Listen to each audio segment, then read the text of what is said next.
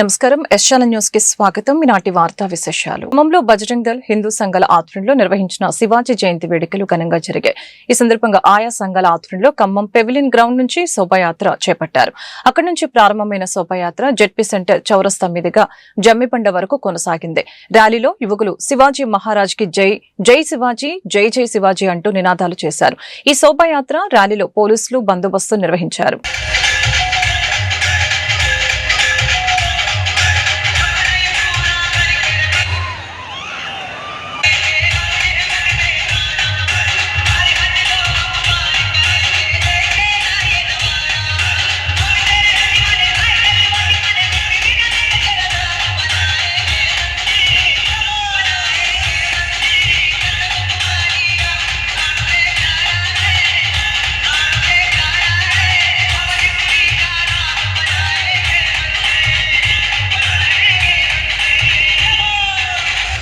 సిద్దిపేట పట్టణంలోని 37వ వార్డులో BRS party ward కార్యాలయాన్ని ప్రారంభించిన మాజీ మంత్రి ఎమ్మెల్యే హరీష్ రావు మాట్లాడుతూ రేవంత్ రెడ్డి ప్రభుత్వం వచ్చి 2.5 ఏళ్లు దాటింది. సగం కాలం పూర్తయింది. సోనియా గాంధీ, రాహుల్ గాంధీ, ప్రియాంక గాంధీ బాండ్ పేపర్ల మీద 100 రోజుల్లో హామీలు నెరవేరుస్తామని చెప్పారు. ఇంతవరకు నెరవేర్చలేదు.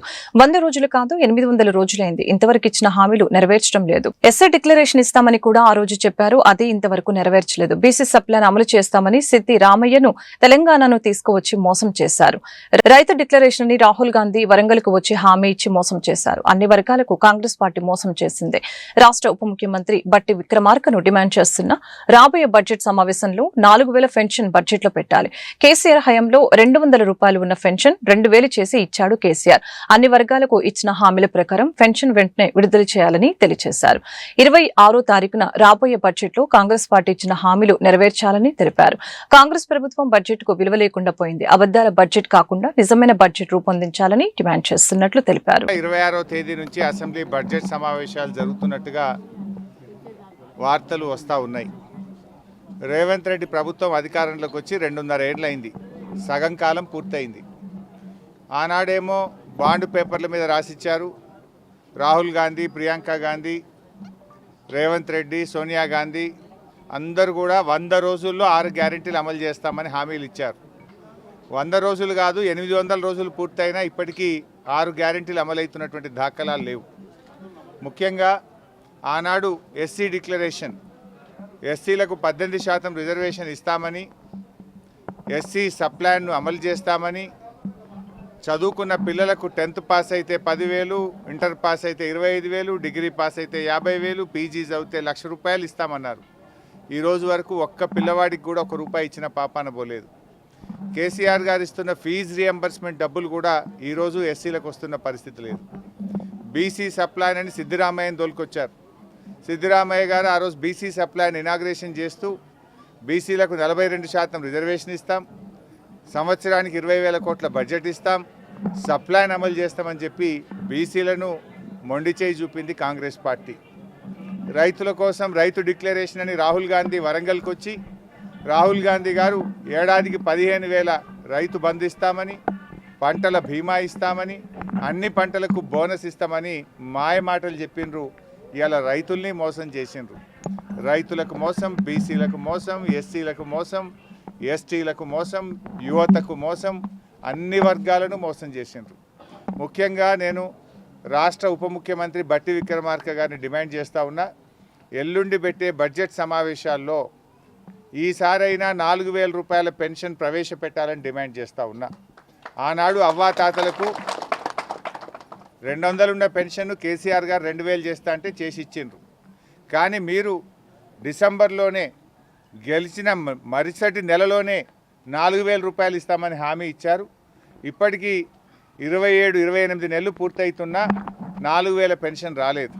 బీడీ కార్మికులకు కానీ, వృద్ధులకు, వితంతువులకు, ఎయిడ్స్ పేషెంట్లకు, గీత చేనేత కార్మికులకు అందరికీ కూడా వెంటనే 4,000 రూపాయల పెన్షన్ ఇచ్చే విధంగా 26వ తేదీ ప్రారంభమవుతున్నటువంటి బడ్జెట్ సమావేశాల్లో కొత్త బడ్జెట్లో పెట్టాలని చెప్పి మేము ప్రభుత్వాన్ని డిమాండ్ చేస్తూ ఉన్నాం.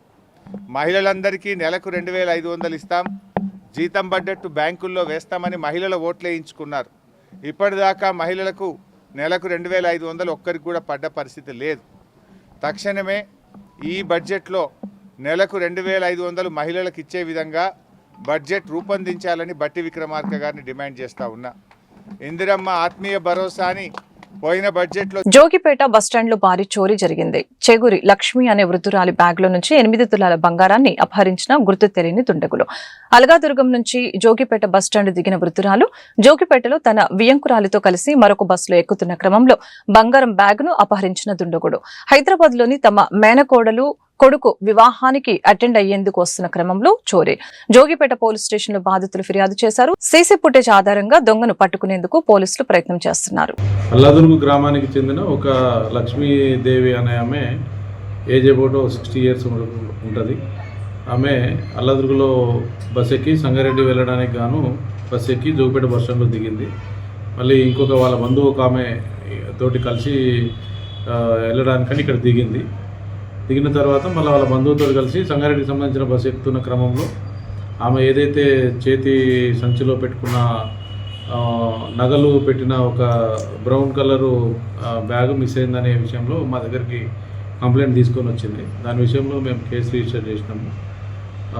ఈ కేసుకు సంబంధించి సీసీ ఫుటేజ్ కూడా వెరిఫై చేసినాము. ఒక లేడీ అనుమానాస్పదంగా ఆమె దగ్గరగా తిరుగుతున్నది మేము ఐడెంటిఫై చేసినాము.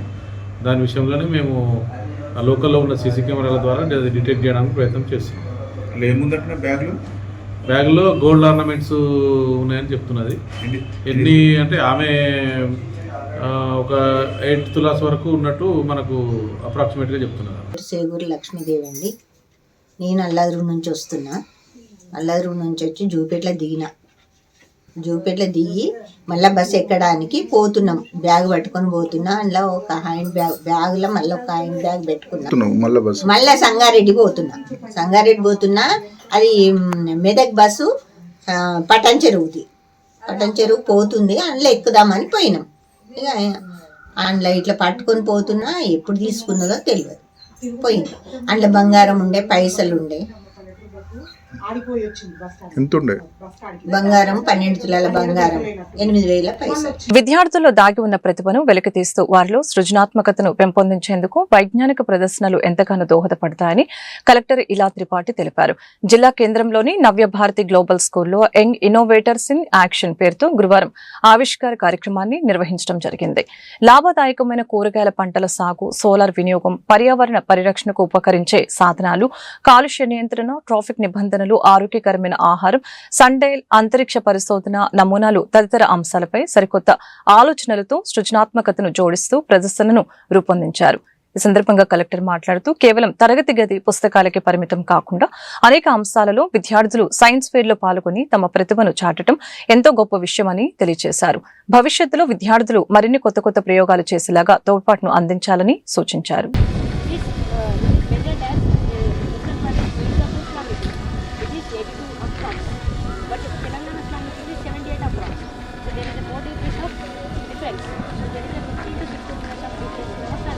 Apart from Mirzapur, Allahabad, where does the line pass through? One more point passes in our country.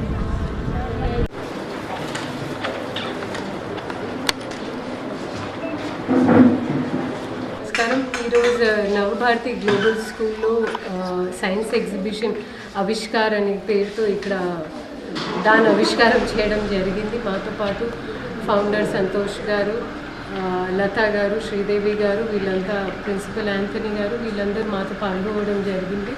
ఇక్కడ క్లాస్ నర్సరీ నుంచి క్లాస్ 9 వరకు తరగతిలో ఉన్న పిల్లలు చాలా వాళ్ళ ప్రతిభని ఈరోజు చూపెట్టడం, దాన్ని ప్రదర్శించడం జరిగింది.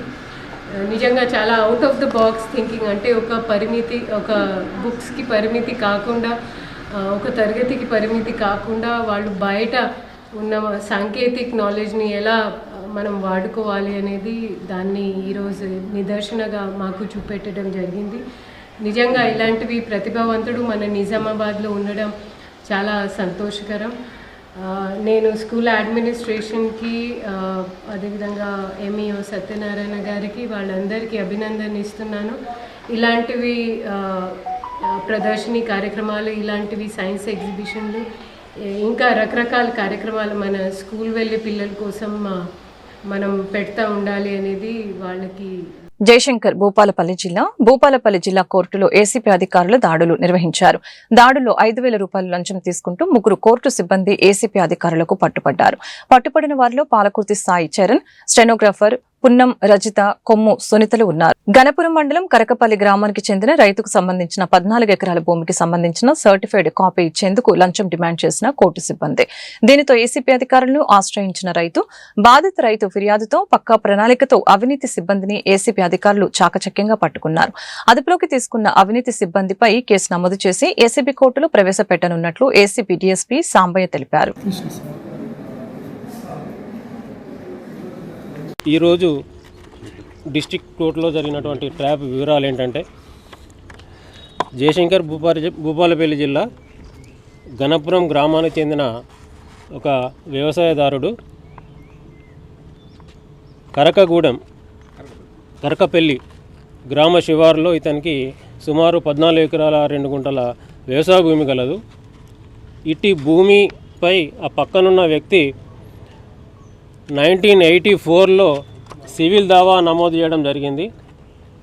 ఇటు సివిల్ దావా పలు దఫాలుగా కోర్టులో అడ్జర్న్మెంట్స్ అయ్యి లోయర్ కోర్టులో మరియు ఆ పై కోర్టులో నడుచుకుంటూ ఈ డిస్ట్రిక్ట్ కోర్టు వరకు అది రావడం జరిగింది. గత సంవత్సరం సెప్టెంబర్ మాసంలో జిల్లా ప్రిన్సిపల్ జడ్జి గారు ఈ ఫిర్యాదుదారునికి అనుకూలంగా తీర్పు రావడం జరిగింది. ఆ తీర్పు కాపీ కొరకు ఫిబ్రవరి 10వ తారీఖు నాడు కావలసిన చలానా కట్టి కాపీ సెక్షన్లో అప్రోచ్ అయితే అతను సర్టిఫైడ్ కాపీ ఇవ్వడానికి 20,000 రూపాయలు ఇస్తేనే నేను కాపీ ఇస్తా అని చెప్పాడు. సో అంత ఇచ్చుకోలేను అని చెప్పి మళ్ళీ అతను రిటర్న్ పోయి తేదీ 13వ తారీఖు నాడు మళ్ళీ వచ్చి, సార్ నేను అన్ని డబ్బులు ఇచ్చుకోలేను, ఏమైనా తక్కువ చేయండి అని అంటే 5,000 ఇవ్వమని అక్కడ డిసైడ్ అయింది. సో ఆయనకు ఇష్టం లేకున్నా 2-3 డేస్లో ఇస్తా అని చెప్పి, ఆయనకు డబ్బులు ఇచ్చి పని చేసుకోవడం ఇష్టం లేదు కాబట్టి మా ఆఫీస్కి వచ్చి శ్రీ చరణ్ స్టెనో అతని మీద ఫిర్యాదు ఇవ్వడం జరిగింది. ఏసీబీ ట్రాప్ ప్రకారంగా మా పై అధికారుల అనుమతితో ఈరోజు అటు 5,000 రూపాయలు తీసుకొని వచ్చి చరణ్కి దగ్గరికి వచ్చి సర్టిఫైడ్ కాపీల గురించి అడగగా, ఆ సర్టిఫైడ్ సెక్షన్లో ఉన్నటువంటి రజిత, సునీత వాళ్ళని అప్రోచ్ అయ్యి వాళ్ళకు డబ్బులు ఇచ్చి వాళ్ళ దగ్గర కాపీ తీసుకోమని సూచించడం జరిగింది. ఆ చరణ్ సూచనల మేరకు కాపీ సెక్షన్లోకి పోయి మొదట రజితకు డబ్బులు ఇవ్వగా ఆమె సర్టిఫైడ్ కాపీ అందజేసింది. ఆ తర్వాత సునీత ఆ డబ్బులు చరణ్ నన్నే తీసుకోమన్నాడు అని చెప్పి ఆమె దగ్గర నుంచి సునీత కూడా తీసుకున్నది. వాళ్ళకు అవి లంచం డబ్బులు అని చెప్పి నాలెడ్జి కంప్లీట్గా ఉంది. కాబట్టి ఆ చరణ్ని, తర్వాత రజిత, సునీత ముగ్గురిని కూడా మేము అదుపులోకి తీసుకోవడం జరిగింది. వీరిని రేపు ఉదయం ఏసీబీ కోర్టు వరంగల్లో ప్రొడ్యూస్ చేస్తాము. అలాగే పబ్లిక్ అప్పీల్ ఏంటంటే, ఏ ప్రభుత్వ ఉద్యోగం అయినా కూడా మీ పని చేయడం. ఈ వార్తలు ఇంతటితో సమాప్తం. మరొక బులెటిన్ మళ్ళీ కలుద్దాం. నమస్కారం.